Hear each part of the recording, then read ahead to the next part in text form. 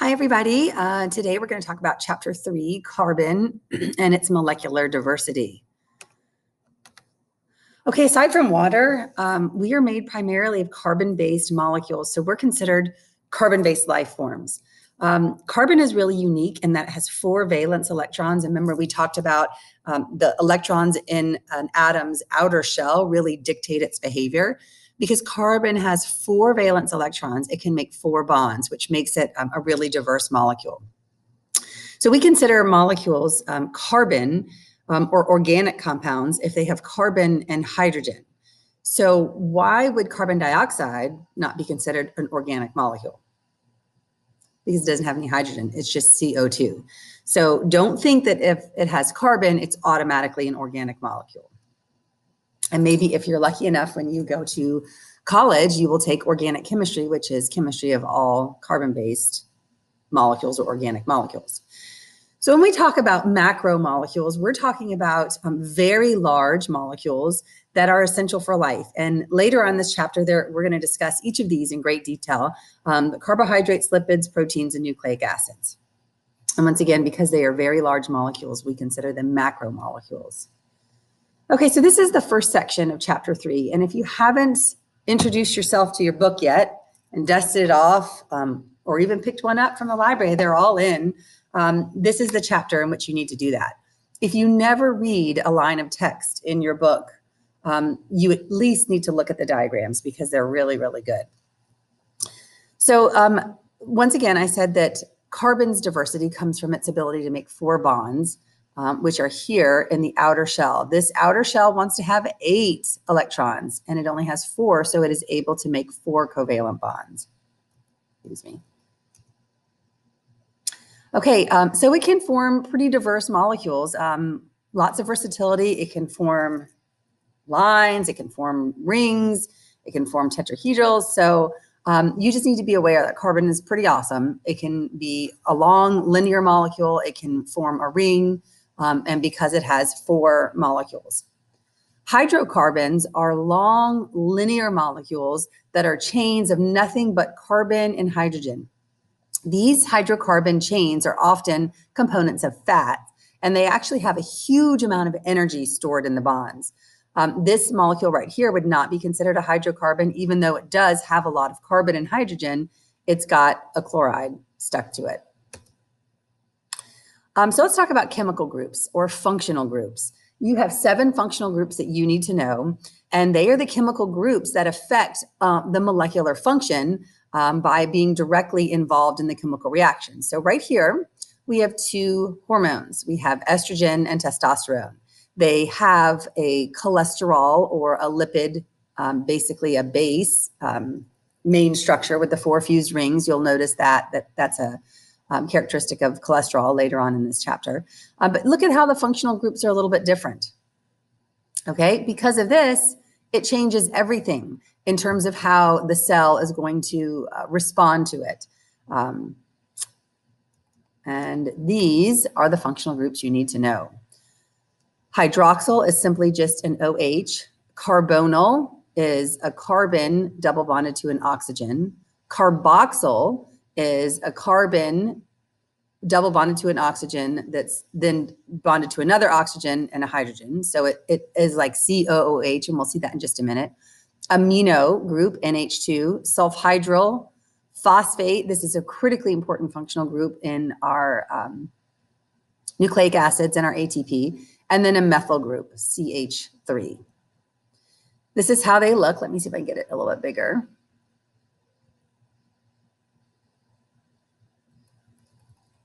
So you need to be able to pick it out of a lineup like this, or be able to see it in a molecule and say, oh, that's the hydroxyl group, okay? The carbonyl group, once again, is just carbon double bonded to oxygen, okay? And there's a carbonyl group there and a carbonyl group there, which is different from the hydroxyl group because there's no hydrogen as part of the group. The carboxyl group, take a look here. So in propanol, the carbonyl group is carbon double bonded to oxygen. Some of you may be like, oh, Ms. Corcoran, that looks an awful lot like our carboxyl group. Well, what's different is that there's no OH right here at the bottom. As you can see, the carboxyl group is COOH. So COOH. This is really important. You're going to have this on the other side of your amino acid group. And in the amino group, let's see, is your NH2. So this is an amino acid. And on one end of the amino acid, you have your amino group. And the other end, you have a carboxyl group. Sulfhydryl group is simply just an SH, okay, somewhere on the molecule. Phosphate group is, oops, I beg your pardon, is a phosphate surrounded by, where are we? Several oxygens. Okay, this is glycerol phosphate. And a methyl group is just CH3. Okay, so you just need to be able to pick these structures right here out of a lineup, or you need to know that if I list them like this, you need to know simply what they are as well. I promise you need to know them. You have a quiz coming up next week. So turn to page in your book. Page 47 is a picture of all of these functional groups. Okay, I believe that's, oh, it's not it at all. Excuse me, let me lower this down. Okay, let's talk about the difference between monomers and polymers. The prefix mono means one, and poly means many. So a polymer is simply a molecule made of many, many, many monomers. And monomers are the individual building blocks. So if you want to think of it as like a Lego, one individual Lego would be a monomer. What you build with the Lego would be a polymer. How do the Lego pieces get together? Well, when you're in your little room, you take your two hands and you click them together. Inside your body or any living thing, two monomers are linked together with something called a dehydration reaction.